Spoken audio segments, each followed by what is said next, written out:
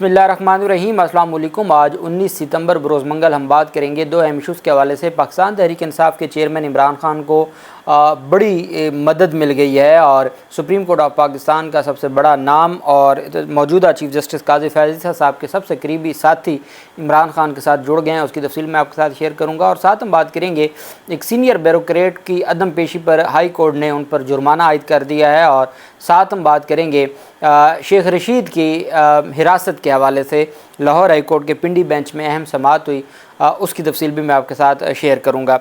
सबसे पहले तो मैं आपको बताता चलूं कि इलेक्शन कमीशन ऑफ पाकिस्तान की जानिब से वोटर्स से मुतल्लिक एक रिपोर्ट सामने लाई गई है जिसमें यह बताया गया है कि पाकिस्तान में इस वक्त कितने वोटर्स रजिस्टर्ड हैं।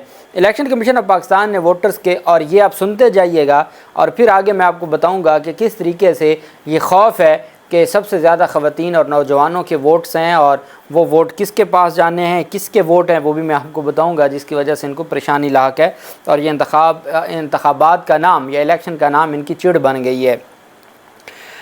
जो वोटर्स की तादाद है वो 12,69,80,000 से तजावुज़ कर गई है। 2018 में 10,59,55,409 वोटर्स रजिस्टर्ड थे, लेकिन अब ये तादाद 12 करोड़ से तजावुज़ कर गई है। ख़वातीन वोटर्स की तादाद 5,84,72,014 है, जबकि मर्द वोटर्स की तादाद 6,85,08,258 है। पंजाब में वोटर्स की तादाद 7,23,10,000 है और सिंध में वोटर्स की जो तादाद है वो 2,66,91,161 है। बड़ी दिलचस्प बात है, अभी जब पाकिस्तान में वोटर्स की तादाद, ख़वातीन वोटर्स की तादाद 5,84,72,014 है, तो आप अंदाज़ा लगाएं कि और मुल्क में 18 से 35 साल उम्र के वोटर्स की तादाद 5,70,95,197 है। नौजवानों की वो भी 5 करोड़ से ज़ायद हैं और ख़वातीन को अगर टोटल मिला के बात करें तो वो भी 5,000 से ज़ायद हैं, 5 करोड़ से ज़ायद हैं। बड़ी दिलचस्प बात है, पाकिस्तान तहरीक इंसाफ के चेयरमैन इमरान खान, जब ये सारा सिलसिला शुरू हुआ, ज़िमनी इलेक्शन था जुलाई 2022 का, पंजाब का ज़िमनी इलेक्शन था और इमरान खान हर हलके में जाके खिताबात कर रहे थे और बहुत बड़े बड़े वो उन शहरों के सबसे बड़े जलसे इमरान खान कर रहे थे। तो एक जनूबी पंजाब के ज़िला में इमरान खान गए, भक्कर में, वहाँ जाके उन्होंने ख़िताब किया तो उसमें बहुत बड़ी तादाद थी ख़वातीन। पहली दफ़ा बक्कर जैसे इलाके में ख़वातीन जलसा सुनने के लिए आई, जो कि एक बिल्कुल अनहोनी बात थी, और फिर नौजवानों की बड़ी तादाद थी।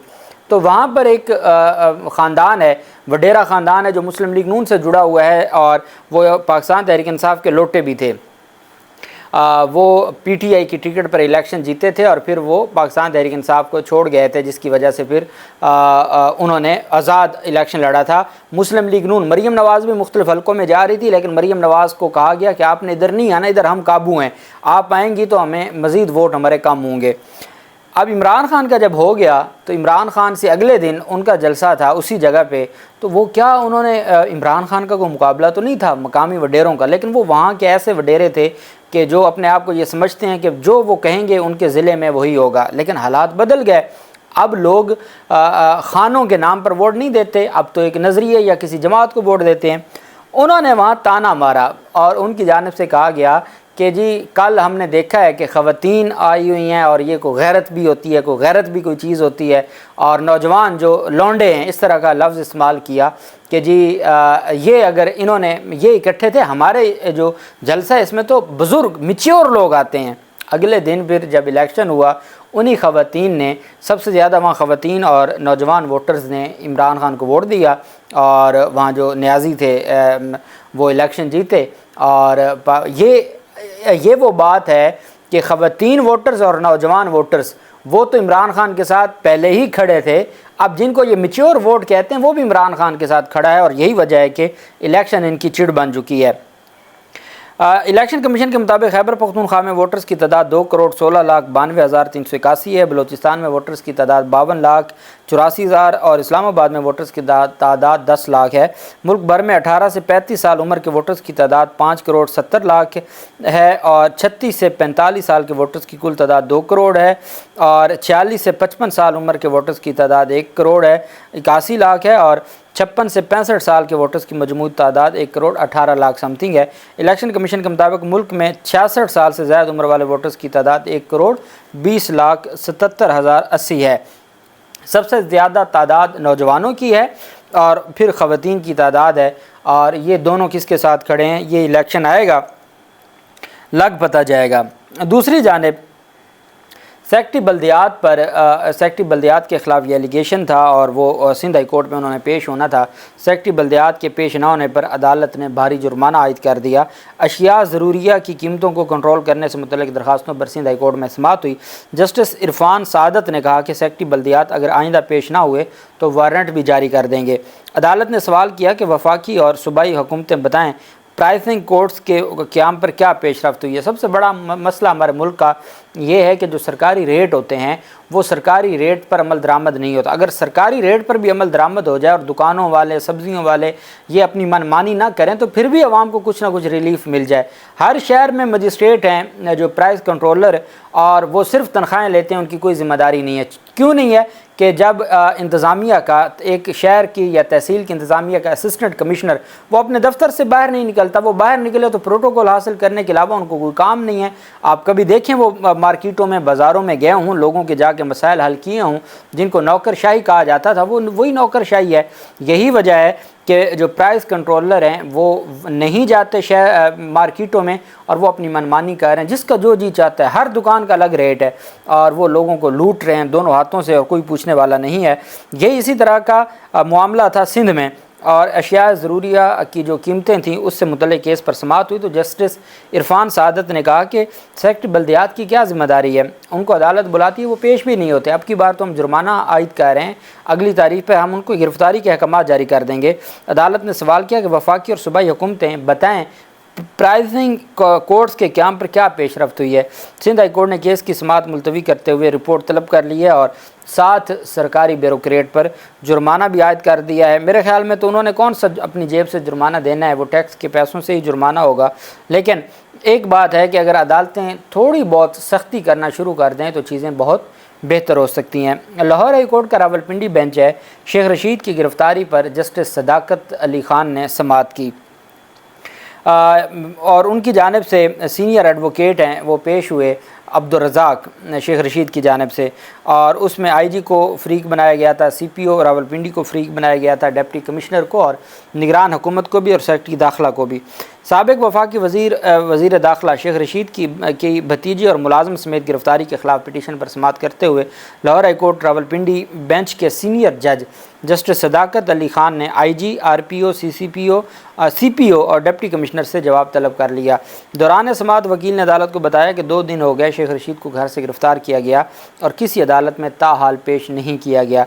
साबिक़ वज़ीर दाखिला के ख़िलाफ़ पंजाब और इस्लामाबाद में कोई मुकदमा नहीं है, ये हिरासत गैर कानूनी है, ये गिरफ़्तारी नहीं अगवा है, फ़ौरी अदालत में पेश करने का हुक्म दिया जाए। अदालत ने रिमार्क्स दिए कि जवाब आने दें फिर कार्रवाई करते हैं। अदालत ने असिस्टेंट एडवोकेट जनरल को भी केस के सिलसिला में नोटिस जारी किया। अदालत ने 22 सितंबर को 3 दिन का टाइम दिया कि तफसीली जवाब तलब किया जाए और अदालत ने कहा कि हर सूरत जो तफसीलात हैं वो अदालत के सामने पेश की जाएँ। शेख रशीद की प्राइवेट हाउसिंग सोसाइटी से हिरासत के मामले पर वकील सरदार अब्दुल रज़ाक ने दावा किया कि साबिक़ वफाकी वज़ीर दाखिला शेख रशीद का ड्राइवर सज्जाद गुज़श्ता रात घर पहुँच गया और उसकी मोटरसाइकिल भी मिल गई। ताहम शेख रशीद, भतीजा शेख शाकिर और मुलाजिम शेख इमरान अभी तक सामने नहीं आए। 4 लोगों को गिरफ़्तार किया था, जो ड्राइवर था वो घर पहुंच गया, जबकि जो बाकी 3 लोग थे उनको अभी तक रिहा नहीं किया गया और यही वजह है कि उनके हवाले से अभी तक कोई तफसीलात सामने नहीं आई। अब देखते हैं कि 3 दिन में क्या रिपोर्ट सामने आती है और सारा जो मामला है वो कैसे बनता है। क्या शेख रशीद का इख्तिताम भी प्रेस कॉन्फ्रेंस पे होगा? अब वो पाकिस्तान तहरीक इंसाफ का हिस्सा तो नहीं है, तो वो प्रेस कॉन्फ्रेंस करेंगे, क्या करेंगे, तो तफसीलात आ जाएंगी। दूसरी जानिब हामिद खान साहब की मुलाकात हुई इमरान खान से और बड़ी ज़िम्मेदारी दे दी है। हामिद खान को सीनियर कानूनदान हैं, पाकिस्तान तहरीक इंसाफ के बानी मेंबरान में से भी हैं और इस वक्त उनको ज़िम्मेदारी देने के पीछे जो वजह थी वो भी मैं आपके साथ शेयर करता हूँ। हामिद खान साहब की जानिब से कुछ स्टेटमेंट दी गई है और आप जानते हैं वो बड़े तगड़े اس وقت پروفیشنل گروپ کے وہ سربراہ ہیں، سب سے بڑا گروپ ہے وکلا کا، Lahore high court bar, Lahore bar, supreme court bar, یہ ساری پروفیشنل وکلا ہی وہاں جیتے ہوئے ہیں اور ان کی وہاں پر انتظامیہ ہے۔ پاکستان تحریک انصاف کے بانی رکن اور معروف قانون دان، ان کی بکس بھی ہیں پوری دنیا میں، ان کو پڑھا جاتا ہے، کانسٹیٹیوشنل لاء پہ ان کو بڑا ہی عبور حاصل ہے۔ انہوں نے کہا کہ ایک انٹرویو دیتے ہوئے کہ میں نے عمران خان سے کہا تھا، کیونکہ وہ عمران خان کے بچپن کے دوست ہیں، انہوں نے کہا میں نے عمران خان کو کہا تھا قمر باجوہ کو چھوڑ دیں، وہ ریٹائر ہو گئے ہیں، بات کو نہ بڑھائیں۔ P T I Hamid Khan نے کہا کہ 9 مئی واقعات کو عمران خان سے نہیں جوڑ سکتے، وہ تو زیر حراست تھے، اور انہوں نے کہا کہ اب جو سلطانی گواہ بننے کو تیار ہیں یہ وہ لوگ ہیں جو اس لیے پالے جاتے ہیں، یہ لوگ پہلے کہتے تھے یہ نہیں ہوا، اب کہتے ہیں یہ ہوا ہے، تو ان کی کیا کریڈیبلٹی ہے۔ حامد خان نے کہا کہ عمران خان عدلیہ الیکشن کمیشن سے، میں نے عمران خان سے کہا تھا کہ عدلیہ اور الیکشن کمیشن سے نہ بگاڑیں، لیکن اس وقت پی ٹی اے چیئرمین کو جو مشورے دینے والے تھے وہ بات بڑھاتے تھے، میرے سامنے تو عمران خان اتفاق کرتے تھے لیکن بعد میں ان کو آنے والے معاملات الجھا دیتے تھے۔ اب آپ فواد چودھری کی مثال آپ کے سامنے ہے، آج کل وہ نواز شریف کی بھی اور ہماری نگران حکومت کی بھی بڑی وکالت کرتے ہیں۔ یہ وہ لوگ تھے جو کہتے تھے ہم سر پر کفن باندھ کے اسلام آباد کی طرف نکلیں گے، اور اس طرح انہوں نے اکسانے کے بعد ہزاروں کارکنان جیلوں میں پڑے اور وہ خود عیاشی کی لائف گزاریں، اور آج کل وہ کہتے ہیں جی کہ نواز شریف کا جو ایجنڈا ہے، اور یا نواز شریف نے جو بیان دیا ہے ملک میں بہتر انداز میں چیزوں کو چلانے کا، تو وہ بڑی بات ہے جی، بڑی بات ہے۔ تو وہی حامد خان صاحب کہہ رہے ہیں کہ جب میں عمران خان سے بات کر کے آتا تھا تو بعد میں یہی تو مشیر تھے، تو یہ کیا کرتے تھے، یہ آ کے عمران خان کو پھر بھڑکاتے تھے اور عمران خان پھر شروع ہو جاتے تھے۔ اچھا، ساتھ ان کا کہنا تھا کہ جو میں نے بہت دفعہ کہا کہ قمر باجوہ کو آپ چھوڑ دیں، وہ ریٹائر ہو گئے ہیں، ان کو غیر ضروری لوگوں کے نام لے کر بات کو نہ بڑھائیں۔ اور انتخابات کے حوالے سے ان کا کہنا تھا کہ پی ٹی آئی سب سے بڑی جماعت ہے، اس کے بغیر انتخابات کی کوئی ساکھ نہیں ہوگی۔ اور نواز شریف کا حوالہ دیتے ہوئے حامد خان صاحب نے کہا کہ نواز شریف جب زیر عطاب تھے تو اس وقت ان کی جماعت کو الیکشن میں پوری آزادی تھی، جو پی ٹی آئی کے ساتھ ہو رہا ہے یہ ماضی میں کسی جماعت کے ساتھ نہیں ہوا، وہاں صرف 1 2 4 لوگوں کے خلاف کارروائی ہوتی تھی، یہاں آپ نے پوری جماعت کو دیوار کے ساتھ لگا دیا ہے۔ انہوں نے کہا کہ میاں صاحب کی طرح پی ٹی آئی سربراہ کو چیئرمین نہ بھی مانے پھر بھی وہی اتھارٹی ہیں اور وہی سارے معاملات کو پی ٹی آئی کو دیکھیں گے۔ انہوں نے کہا 2008 کی وکلا تحریک میں کچھ بظاہر ہمارے ساتھ تھے۔ جب سوال کیا گیا کہ وکلا تحریک کیوں نہیں آگے بڑھتی، انہوں نے کہا کہ کچھ لوگ بظاہر ہمارے ساتھ ہوتے ہیں وکلا رہنما، بعد میں وہ دوسرے لوگوں کے ساتھ مل بیٹھتے ہیں، اس دوغلے پن کی وجہ سے ہماری جو تحریک ہے وہ کامیاب نہیں ہو رہی۔ انہوں نے کہا میں ایسے لوگوں کا پتہ ہے، کچھ وکلا چہرہ چھپانے کے لیے 90 دن میں الیکشن کا کہتے ہیں، لیکن وہ بھی نہیں چاہتے کہ 90 دن میں انتخابات ہوں۔